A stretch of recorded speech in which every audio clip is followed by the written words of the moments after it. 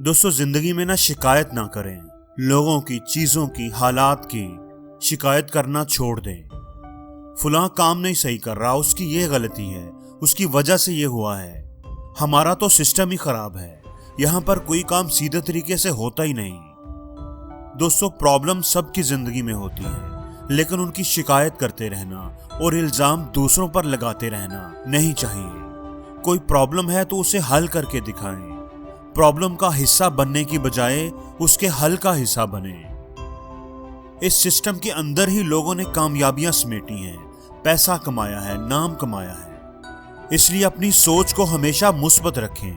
हर चीज का रोशन पहलू देखने की कोशिश करें। दूसरों के बारे में कंप्लेंट्स करने वाला बनने की बजाय दूसरों की कंप्लेंट्स को हल करने वाला बने।